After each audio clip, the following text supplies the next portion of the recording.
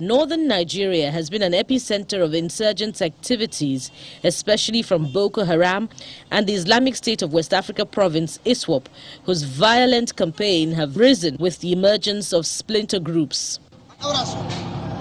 Efforts by the government to launch major offensives to dislodge these groups from their strongholds have met a brick wall as they continue to launch attacks and engage the nation's security forces in brazen assaults.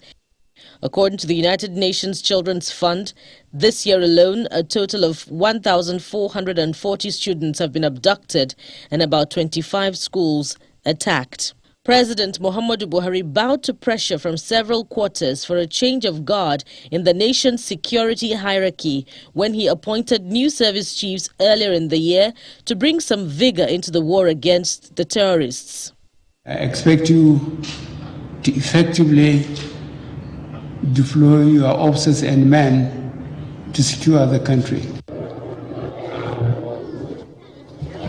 4 months after this appointment, disaster struck in Kaduna State, where the Chief of Army Staff, Ibrahim Attahiru, and other top military officers died in a plane crash. A dark chapter in the military's efforts at restoring peace. In what appears to be an exploit of a security vacuum, criminal gangs in the northwest scaled up kidnappings for ransom, targeting boarding schools. What will I tell her? What will I tell her? The states mostly affected by these attacks are Kaduna, Katsina, Kebbi, Zamfara, and Niger states, with some of these students still in the hands of their abductors.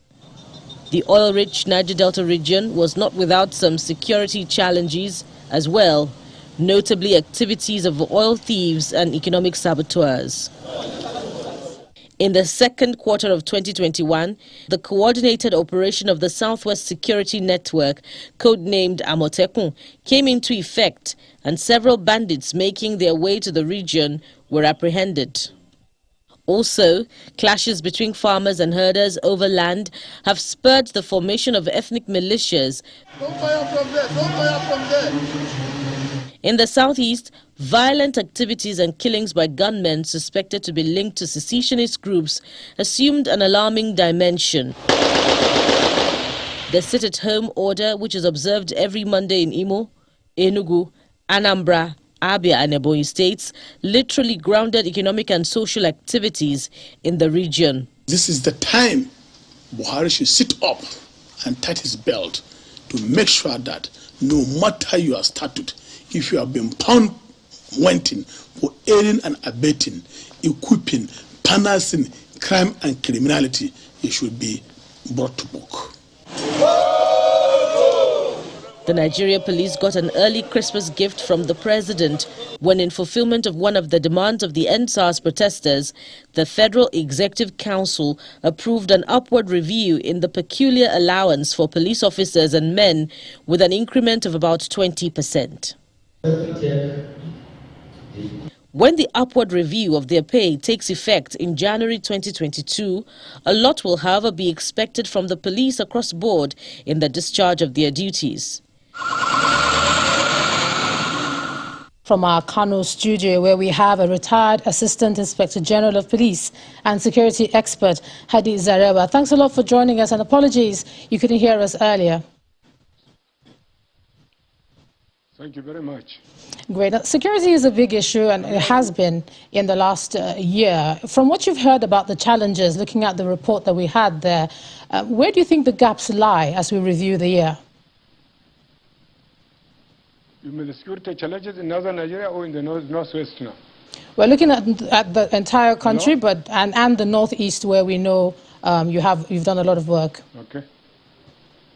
Well, you see, when you talk of the security situation in this country, it's a very sad situation because the area here, particularly here in the northwest where I work, most of the places, when you look at Sokoto, I work in Sokoto, I work in Zamfara, I work in Katsina, I work in Kaduna. All this area used to be a very peaceful state. But this has started very long time ago in the 80s when we have problems about farmers planning, cattle, clashes happening here and there. And most of the time, when this type of incident happened, we used to make an effort to the government so that the government should take an adequate, arrangement so that they can arrest the situation, because we have witnessed a lot of these clashes before, and the Fulani people who were accused to be responsible for this, and the kidnapping and the robbery and what have you, were neglected, because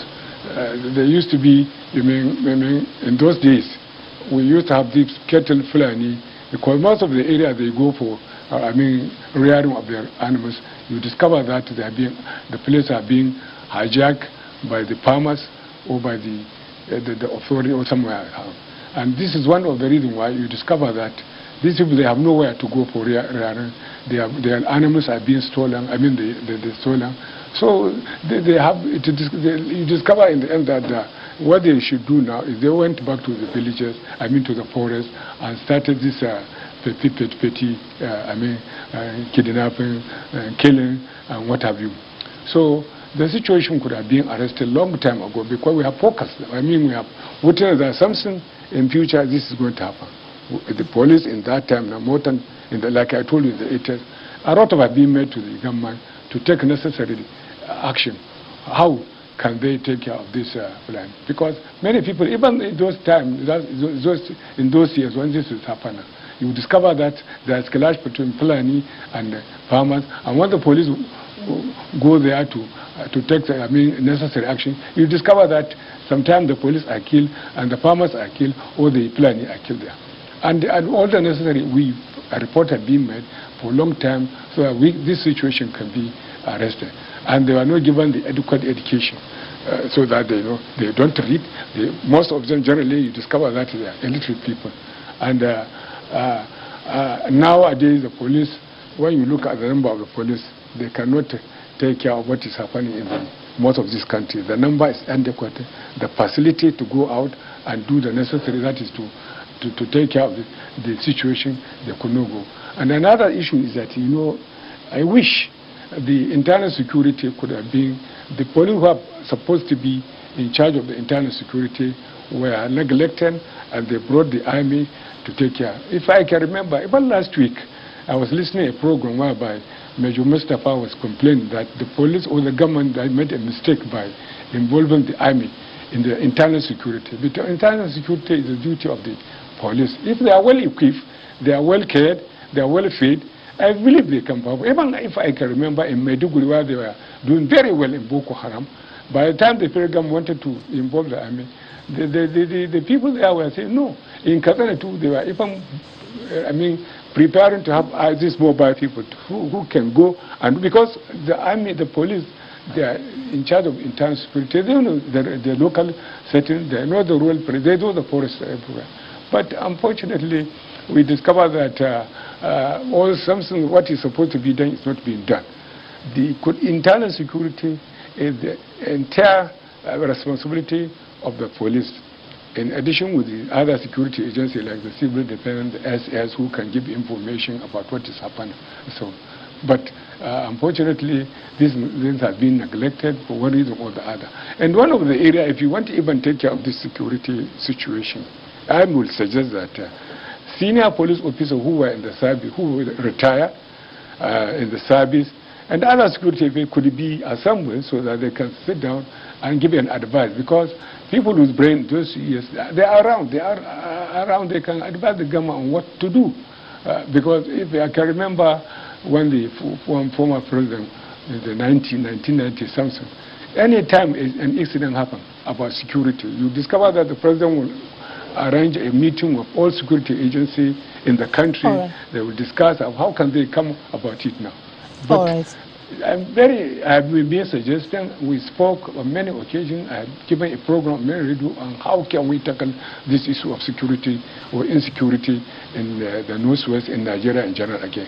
All right, AIG, I'm going to have to thank you for that insight into security. Thank you so much, retired Assistant Inspector General of Police and security expert Hadi Zarewa, for sharing your thoughts on the news at 10 tonight. Thank you very much.